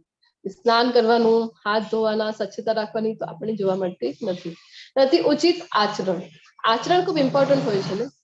આચરણથી જ આચાર્ય શબ્દ પણ એટલા માટે જ પડ્યું છે ને કે આચરણથી જે શીખડાવે છે તો એ આચાર્ય છે. અને પ્રભુપાદજીના એક શિષ્ય હતા, તો એમને ક્યાં મોકલવામાં આવ્યું હતું, એમને ચાઇના, આઈ થિંક ચાઇના કે રશિયા મોકલવામાં આવ્યું હતું. શું કામ માટે? તો કૃષ્ણ ભાવનામૃતનો પ્રચાર કરવા માટે. તો પછી એ શિષ્ય જે હતા પ્રભુપાદજીના, એમણે કીધું કે મને તો ત્યાંની ભાષા નથી આવડતી, હું શું કરીશ ત્યાં જઈને? તો પ્રભુપાદજી કહે છે એમને કે તમારે કોઈ જરૂર નથી, તમને કોઈ આ ભાષા નથી આવડતી તો કોઈ વાત નથી, પરંતુ તમારું જે આચરણ છે ને એ જ જોઈને લોકો કૃષ્ણ ભાવનામૃતમાં આવવા માંડી જશે. અને સેમ એવું જ થાય છે. એ જયારે જાય છે પ્રચાર માટે, એમને ભાષા નહોતી આવડતી, પરંતુ એ જયારે જોઈ છે આચરણ કે શુદ્ધ ભક્ત હોય એમનું આચરણ કેવું હોય છે. ઇસ્કોનમાં આપણને શું શીખડાવવામાં આવે છે? વૈદિક સાધના ભક્તિ. રોજ સવારે વહેલા ઉઠી જાય, પછી જે એમનું જીવન છે, અહીંયા આપણે શું કરતા હોઈએ છીએ, ઇસ્કોનમાં કેવું જ્ઞાન મળે છે આપણને કે ભગવદ્ ગીતાને પોતાની જે લાઈફ છે, રોજિંદુ જે જીવન છે, એમાં આપણે કેવી રીતે પ્રેક્ટિકલી ઉતારી શકાય. જોઈ કે મંગળા આરતી માટે એટલું વહેલો ઉઠે છે, રોજ મંગળા આરતી કરતા હોય, ભગવાનના પવિત્ર નામનું જપ કરતા હોય છે. પછી તો એમનું જે જીવન છે કેટલું સાદાઈ ભરેલું હોય છે. જયારે આચરણ જોઈ છે ને તો પછી ફોલોઅર્સ બનતા તો પછી વાર લાગતી નથી. તો આચરણ જોઈને જ લોકો છે એ અટ્રેક્ટ થઈ જાય છે. આચરણ શુદ્ધ હોવું જોઈએ. એ નથી સત્ય જોવા મળતું, પરંતુ આસુરી પ્રવૃત્તિની વાત કરી રહ્યા છે તો એ લોકોમાં તો આચરણ વ્યવસ્થિત હોતું નથી, બોલતા કંઈક હોય છે, આચરણમાં કંઈક હોય છે, એવા હોય છે, અને સત્ય પણ જોવા મળતું નથી. તેઓ કહે છે કે આ જગત મિથ્યા છે. કોણ? જે આસુરી પ્રવૃત્તિ વાળા લોકો છે એ શું માનતા હોય છે? બ્રહ્મ સત્ય હે, જગત મિથ્યા. તેનો કોઈ આધાર નથી અને તેનું નિયમન કરનાર કોઈ ભગવાન નથી. ભગવાનમાં માનતા જ નથી. ભગવાન તમે જોયા છે? ભગવાનને એવી દલીલો એ કરી. તમે જોયું હતું ક્યારે અર્જુનજીને આ બોલાય છે? રણભૂમિમાં બોલાઈ હતી, તમે ગયા હતા ત્યાં? અથવા તો વ્યાસજીએ લખ્યું છે? એ શું માનતો હોય? કોઈ નવરું બેઠું હશે, લખી દીધા હશે આ વેદો ને બધું. શું છે આવો એ માનતો છે. ભગવાનમાં વિશ્વાસ જ હોતું નથી. તેમનું કહેવું છે કે તે કામેચ્છાથી ઉત્પન્ન થયેલું છે અને કામ સિવાય તેનું બીજું કોઈ કારણ નથી. કે આ આખું જે જગત છે તો કોઈ ભગવાન વગર એનું આવું કોઈ જ કારણ નથી. તો કારણ શું છે? તો કહે છે કે બસ સ્ત્રી પુરુષનો જે સંબંધ છે એનાથી જ આખા જગતનું નિર્માણ થાય છે. આના સિવાય બીજું કોઈ કારણ નથી. આવા નિષ્કર્ષોને અનુસરનારા આત્મજ્ઞાન ગુમાવી દીધેલા બુદ્ધિહીન આસુરી લોકો એવા અહિતકર અને ભયાવહ કાર્યોમાં પરોવાયેલા રહે છે કે જે જગતના વિનાશ માટે હોય છે. પછી આવા લોકો છે કેવી કેવી શોધ કરતા હોય છે ને કે જગત માટે પછી એ જ પ્રોબ્લેમનો ઊભી કરે છે.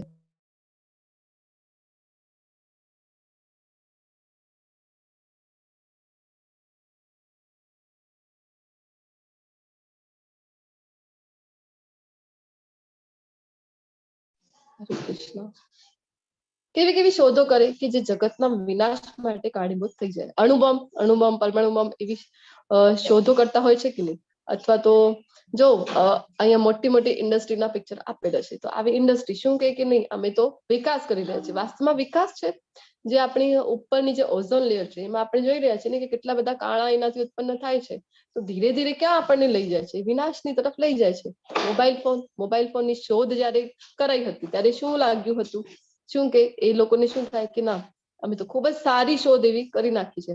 પરંતુ એ જ મોબાઈલ ફોન હવે ક્યાં આપણને લઈ જઈ રહ્યા છે, કઈ દિશામાં લઈ જઈ રહ્યા છે, તો એ સમજવું ખૂબ જ ઇમ્પોર્ટન્ટ છે. આસુરી પ્રવૃત્તિ વાળા લોકો હોય છે, આવી વસ્તુઓની શોધ કરે છે.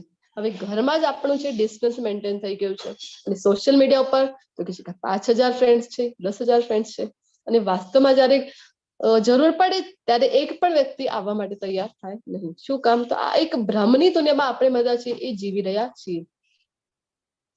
મિથ્યા અહંકાર, બળ, દર્પ, કામ તથા ક્રોધથી મોહિત થઈને આસુરી મનુષ્ય પોતાના શરીરમાં તથા બીજાઓના શરીરમાં સ્થિત પૂર્ણ પુરુષોત્તમ પરમેશ્વરની ઈર્ષ્યા કરે છે તથા વાસ્તવિક ધર્મની નિંદા કરતા રહે છે. એક તો જો ઓલરેડી આપણે અહીંયા આવ્યા છીએ ભૌતિક જગતમાં, તો એનો અર્થ શું છે કે એક તો આપણે ભગવાનથી ઈર્ષ્યા કરી છે, જેના કારણે અહીંયા ભૌતિક જગતમાં આવવું પડ્યું છે. અને એમાં પણ જયારે અતિ દુર્લભ મનુષ્ય જીવન મળ્યું છે, તો આપણું કામ શું છે? અથા તો બ્રહ્મ જિજ્ઞાસા કરવી. શું કામ મને આ જીવન મળ્યું છે? આ જીવનનો ધ્યેય શું છે? હું શરીર નથી, હું આત્મા છું. આત્મા સાથે પરમાત્મા છે, તો પૂર્ણ પુરુષોત્તમ પરમેશ્વર કૃષ્ણ છે. આ બધું જ્ઞાન પ્રાપ્ત કરીને ભગવાનની ભક્તિમય સેવા કરીને ભગવાનના ધામમાં પાછા જવા માટે પ્રયત્ન કરવો, એ જ એનું ધ્યેય હોવું જોઈએ. પરંતુ કરીએ શું છે આપણે? તો આસુરી પ્રવૃત્તિમાં આવી જઈએ, અને પછી આપણી અંદર જે પરમાત્મા સ્વરૂપે કૃષ્ણ વિરાજમાન છે, અથવા તો બીજા કોઈની અંદર, બધામાં છે ને, બધાના હૃદયમાં, તો એનું આપણે શું કરીએ છીએ? ફરીથી એની ઈર્ષા કરીશું. તો થશે શું? તો આ જન્મ મૃત્યુના જે ચક્ર છે ને, એનાથી આપણે ક્યારે પણ બહાર આવી શકીશું નહીં, ને અધમથી અધમ યોની જે છે આપણને પ્રાપ્ત થશે. કોનું ઉદાહરણ આપેલું છે અહીંયા? આવા જે આસુરી ગુણો ધરાવે છે, શિશુપાલ. શિશુપાલ જો ભગવાન કેટલા દયાળુ છે, કહે છે ને કે 100 ભૂલો થશે ત્યાં સુધી હું ક્ષમા કરીશ. પરંતુ શિશુપાલ એટલો બધો ક્રોધમાં આવી જાય છે, ક્રોધના કારણે એની પણ બુદ્ધિ જે છે એ ભ્રમિત થઈ જાય છે, અને પછી અપરાધ ઉપર અપરાધ કૃષ્ણનો કરતું જાય છે. અંતમાં શું થાય છે? તો અંતમાં કૃષ્ણ દ્વારા, કૃષ્ણના સુદર્શનથી એની મૃત્યુ થાય છે કે નહીં? હે કુંતી પુત્ર, આવા મનુષ્યો આસુરી યોનિમાં વારંવાર જન્મ ગ્રહણ કરીને ક્યારેય મારા સુધી પહોંચી શકતા નથી. તો આપણને એમ થશે કે શું કામ આટલું બધું જ્ઞાન લઈ રહ્યા છીએ? તો ખબર પડી, કારણ કે આ જો આસુરી ગુણો આપણે પણ ધરાવીશું ને, અને આસુરી ગુણોમાં જ આપણે રહીશું, દેવી ગુણમાં આવવા માટે પ્રયત્ન નહીં કરીએ, તો થશે શું? તો ભગવાન આપણને કહે છે આગળ, તો એનો જે પરિણામ છે, એનું જે રિઝલ્ટ છે એ શું છે? તો તમને વારંવાર આસુરી યોનિમાં જન્મ ગ્રહણ કરવું પડશે. જન્મ મૃત્યુ થયા જ કરશે. અને ક્યારે પણ સૌથી ઇમ્પોર્ટન્ટ જે છે કે મારા સુધી પહોંચી શકાશે નહીં, કૃષ્ણના ધામ સુધી પછી ક્યારે પણ આપણે પહોંચી શકીશું નથી. તો ભગવાન કહે છે મૂઢા જન્મની મૂર્ખ વ્યક્તિઓ છે, તેઓ ક્રમશઃ અત્યંત અધમ જીવનની ગતિને પામે છે. અધમથી અધમ ગતિને પ્રાપ્ત કરીશું આસુરી ગુણોમાં જ રહીશું આપણે. તો જો અહીંયા ભગવાન જણાવે છે કે નરકના 3 દ્વારની આપણે વાત કરી હતી ને, આ નરકના 3 દ્વાર છે. કયા કયા? ભગવાન જણાવે છે કામ, ક્રોધ અને લોભ. દરેક શાળા મનુષ્ય તેમનો ત્યાગ કરવો જોઈએ, કારણ કે તેમનાથી આત્માનું પતન થાય છે. નરકની કન્ફર્મ ટિકિટ અપાવે છે. કયા કયા ગુણો? કામ, ક્રોધ અને લોભ. એવું પણ નહીં કે વેટિંગ, કન્ફર્મ ટિકિટ આપણને મળી જાય જયારે આપણે આ ગુણો ધરાવતા હોઈએ છીએ ત્યારે. તો હવે આ જે કૌરવો હતા, બધા 3 વસ્તુ એમનામાં હતી કે નહીં? દ્રૌપદી તરફ કામ, વાસના. તો આમ જોવા જઈએ તો ભાભી છે, તો ભાભીનું સ્થાન કેવું હોય? માતા સમાન એમનું સ્થાન હોય છે. પરંતુ વસ્ત્ર હરણનો પ્રયત્ન કર્યો કે નહીં? તો કામ છે. પછી પાંડવો પ્રત્યેક ગુસ્સો, વારંવાર એમને મારી નાખવા માટે પ્રયત્ન કરવામાં આવેલું કે નહીં? ભીમ નાના હતા ત્યારથી. પછી વાણાવ્રતમાં પણ લાક્ષાગ્રહોની જે ઘટના આવે, તો આવી રીતે એમના પ્રત્યે ગુસ્સો હતો, એમને ક્રોધ હતો, અને હસ્તિનાપુરના જે રાજ્ય હતું એના તરફ એમને લોભ હતો કે બધું મને જ મળવું જોઈએ. તો 3 વસ્તુ હતી ને એમનામાં, જે થયું શું? તો પછી એમનું પતન થયું. તો આપણે મનુષ્ય જીવનમાં છીએ ને મનુષ્ય શરીરમાં છીએ ને તો 4 મુખ્ય ખામીઓ એમાં જોવા મળે છે. જે લેવલ 3 માં જયારે તમે આવશો ને ત્યારે ડિટેલમાં આના ઉપર ચર્ચા થતી હોય છે.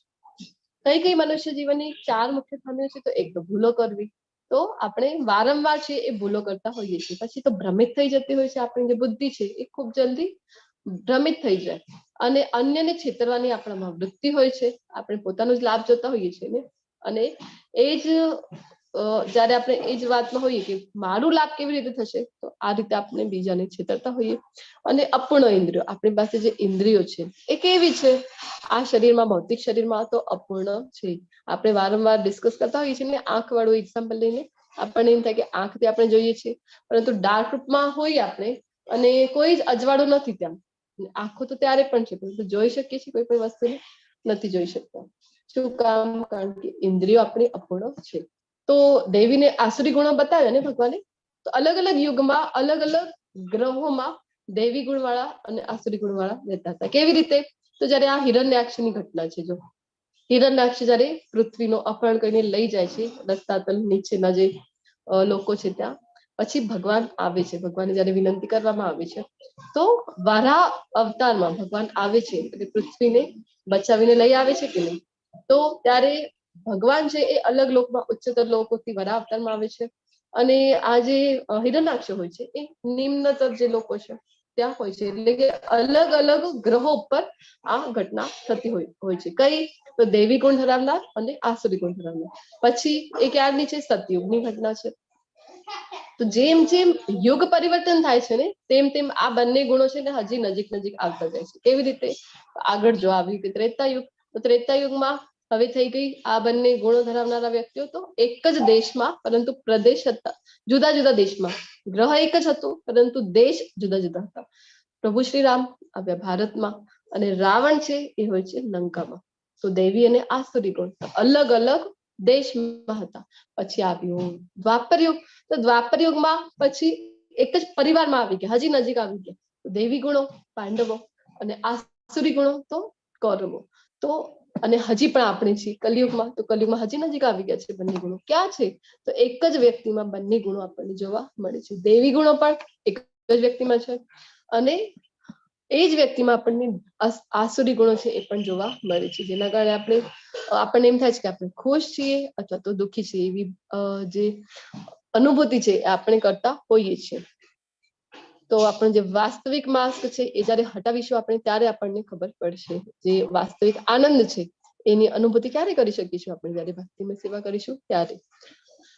તો સતત આપણી અંદર આપણને એમ થાય ને કે આ બધું તો અર્જુન માટે છે. ભગવદ ગીતાનું જ્ઞાન અર્જુન યુદ્ધ માટે ના પાડી રહ્યું હતું. તો અર્જુને તો એક જ વખત લડવા માટે જયારે મના કર્યું અર્જુને, ત્યારે આ જ્ઞાન એને આપવામાં આવ્યું છે. પરંતુ આપણી સાથે કેવું છે? સતત આપણું તો યુદ્ધ છે એ ચાલ્યા કરે છે. આપણી બેટલ ભૂમિ આપણે ડિસ્કસ કર્યું ને એના પહેલા, જયારે ભગવાને કીધું તું મામ અનુસ્મર યુદ્ધ છે, તો આપણી યુદ્ધ ભૂમિ કઈ છે? આપણું બેટલફિલ્ડ કયું છે? તો આપણે જો ગૃહિણી છીએ તો આપણું બેટલફિલ્ડ છે. આ જે ઘર છે એ આપણી યુદ્ધ ભૂમિ છે. સમય ઉપર જયારે આપણને રસોઈ બનાવવાની છે, ઘરની ક્લિનિંગ કરવાની છે, એ બધું આપણી યુદ્ધ ભૂમિ છે. પ્રભુજીઓ છે તો એમની જે વર્ક પ્લેસ છે, વર્ક પ્લેસ એમની યુદ્ધ ભૂમિ છે. તો સતત આપણા માઇન્ડમાં પણ યુદ્ધ જ ચાલ્યા કરે છે. કયું યુદ્ધ છે? દૈવી ગુણ વર્સેસ આસુરી ગુણ. બંનેના વચ્ચે સતત યુદ્ધ ચાલ્યા કરે છે. પરંતુ દૈવી ગુણનો વિજય ક્યારે થશે? જ્યારે આપણે ભક્તિમય સેવા કરીશું ત્યારે. તો યુગો અનુસાર જો અલગ અલગ આપેલું છે કે સતયુગમાં તો વરાદેવ અને હિરણ્યાક્ષ અલગ અલગ ગ્રહોમાં હતા. ત્રેતાયુગમાં પ્રભુ શ્રી રામ અને રાવણ અલગ અલગ દેશમાં હતા. દ્વાપરયુગમાં પાંડવો અને કૌરવો એક જ કુટુંબમાં હતા. અને કલિયુગમાં તો એક જ વ્યક્તિ છે જેમાં આપણને દૈવી ગુણો જોવા મળે. કેવા? નમ્રતા છે, અન્યને મદદ કરવાના ગુણો છે, સહનશીલતા છે, અને એ જ વ્યક્તિમાં આસુરી ગુણો પણ છે. કયા કયા? તો ક્રોધ છે, લોભ છે, ઈર્ષ્યા છે, વાસના છે. એ બધા સમાન વ્યક્તિમાં બધા ગુણો આપણને જોવા મળે છે. હે કુંતી પુત્રો, જો ભગવાન છે ને વારંવાર કોંતે કરીને બોલાવે છે, પૃથા પુત્રો કરીને બોલાવે છે અર્જુનને. શું કામ? કારણ કે ભગવાન છે એ ભગવાનને ગમે છે પોતાના ભક્તોને યાદ કરવું. યુદ્ધ જેવી પરિસ્થિતિ છે, અહીંયા શું કામ કોંતે કહીને બોલાવી રહ્યા છે? અહીંયા પણ કુંતી મહારાણીને યાદ કરે છે. શું કામ? કારણ કે એ ભગવાનના અનન્ય ભક્ત હતા કુંતી મહારાણી. તો ભગવાન પછી પોતાના ભક્તને યાદ કરે છે. એટલા માટે અહીંયા કોન્તે કીધેલું છે જે મનુષ્ય આ નરકના 3 દ્વારથી બચી ગયેલો હોય છે તે આત્મ સાક્ષાત્કાર માટે કલ્યાણકારી કાર્ય કરે છે અને પછી ક્રમશઃ પરમ ગતિ પામે છે. પરમ ગતિ કઈ છે? ભગવાનના ધામને પ્રાપ્ત કરવું. તો શું થશે? તો 3 દ્વારથી જો બચી ગયો છે, કામ, ક્રોધ અને લોભ, હમણાં જણાવ્યું ને ભગવાને 3 દ્વાર, એનાથી જો બચી જઈએ અને પછી કરવાનું શું છે? તો આત્મ સાક્ષાત્કાર માટે પ્રયત્ન કરવાનો છે. અને પછી ક્રમશઃ ધીરે ધીરે આપણે જવાનું ક્યાં છે? તો આપણે જવાનું છે ભગવાનના ધામમાં.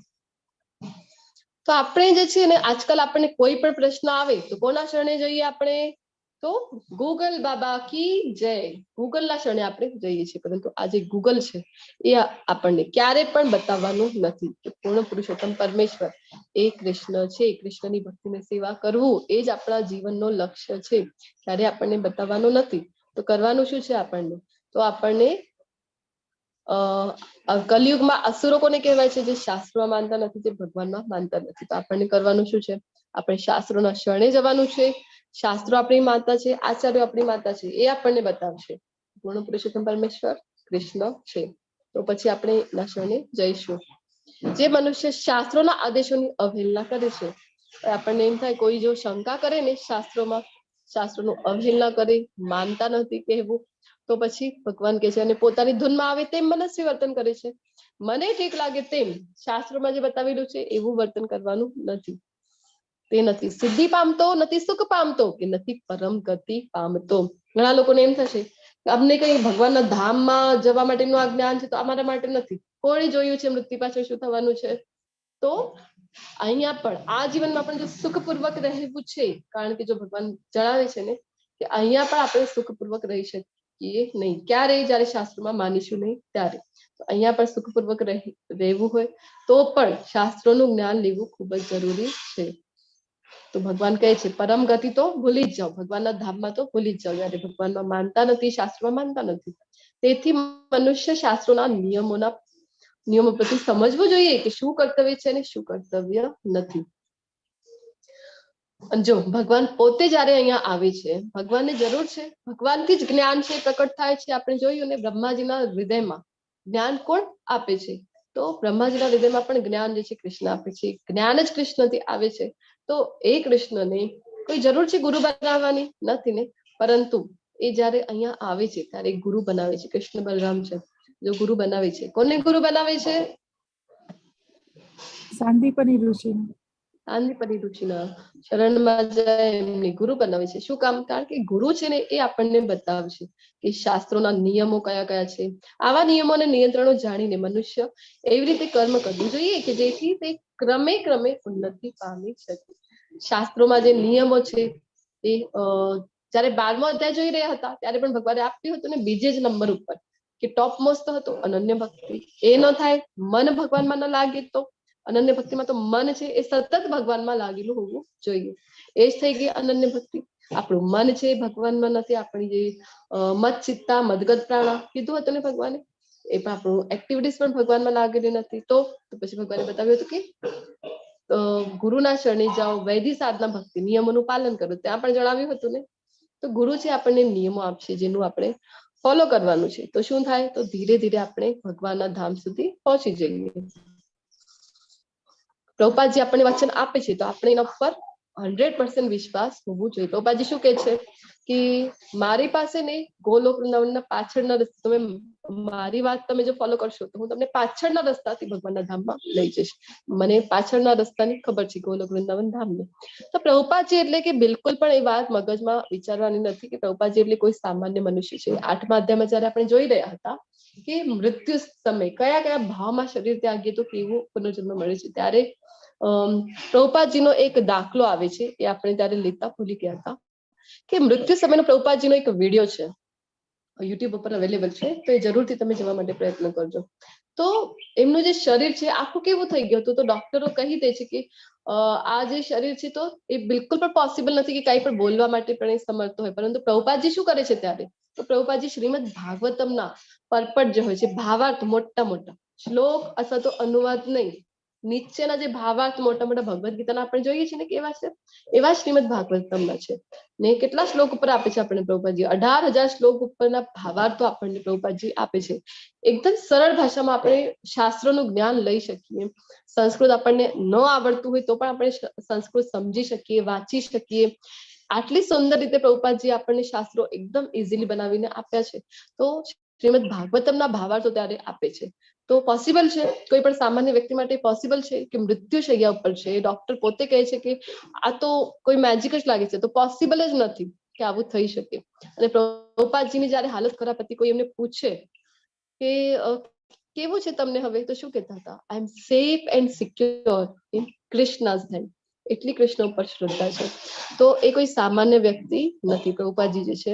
કારણ કે જયારે ચૈતન્ય મહાપ્રભુ પોતે આવ્યા હતા, શ્રી કૃષ્ણ પોતે આવ્યા હતા ચૈતન્ય મહાપ્રભુ ના રૂપમાં, ત્યારે ચૈતન્ય મહાપ્રભુએ કીધું હતું કે 500 વર્ષ પાછળ મારો એક સેનાપતિ છે એ આવવાનો છે, મારો સેનાપતિ આવશે અને એ જે ભગવાનનું નામ છે, ભગવાનનું નામનો મહિમા અને ભગવાનનું નામ બધી જગ્યાએ એવું કોઈ કોર્નર રહેશે નહીં આખા વિશ્વમાં કે જ્યાં હરિનામ છે એ આપણને સાંભળવામાં અથવા જોવામાં મળશે નહીં. તો પ્રભુપાદજીએ શું કર્યું? પ્રભુપાદજી એ ચૈતન્ય મહાપ્રભુના જે સેનાપતિની વાત કરી રહ્યા હતા, એ સેનાપતિ છે, બધાને હરિનામ આપે છે. પ્રભુપાદજી જયારે આવે છે ત્યારે આપણે આ હરે કૃષ્ણ મહામંત્ર આપે છે.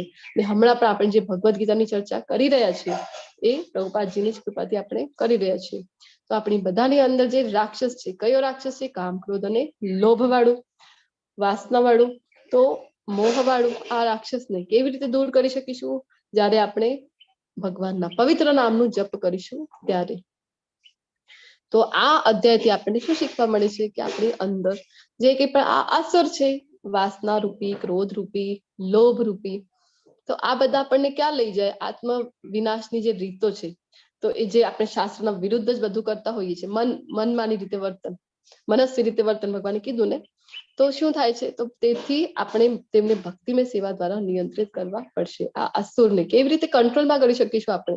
તો જ્યારે ભક્તિમય સેવા કરીશું ત્યારે આપણે આ અસુરને વશમાં કરી શકીશું. ભક્તિમય સેવાઓ કઈ કઈ છે?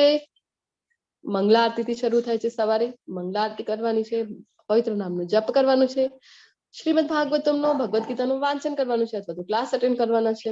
જો અહીંયા આપણે જોઈ રહ્યા છીએ ને, તો આપણે જો કરીશું ને તો આપણા બાળકો પણ જરૂરથી આ ભક્તિમય સેવાઓ કરશે. જ્યારે આપણને જોઈ છે બાળકો, ત્યારે જરૂરથી એ પણ ફોલો કરે છે. ભક્તિમય સેવા કરીને આ રાક્ષસને હરાવી શકીશું. તો પ્રભુપાદજી આપણને કહે છે ને, ચાન્ટ એન્ડ બી હેપી. આની સાથે આપણું આ સુંદર મજાનું અધ્યાય 16 જ્યાં આપણે જોઈ ગયા છીએ કે દૈવી અને આસુરી ગુણો વિશે. દૈવી ગુણો ધરાવીશું તો ભગવાનના ધામમાં જઈ શકીશું. આસુરી ગુણો હશે તો ભગવાને જણાવ્યું છે અધમથી અધમ યોની આપણને પ્રાપ્ત થશે, અને કોઈ જ માર્ગ જ નથી કે ભગવાન સુધી આપણે પહોંચી શકીશું. તો તમે બધા ખૂબ ધૈર્યપૂર્વક સાંભળ્યું છે, ખૂબ શાંતિપૂર્વક સાંભળ્યું છે. તમારો બધાનો હૃદયપૂર્વક આભાર. વાંછા કલ્પતરુભ્યશ્ચ કૃપા સિંધુભ્ય એવ ચ પતિતાનાં પાવનેભ્યો વૈષ્ણવેભ્યો નમો નમઃ. હરે કૃષ્ણ.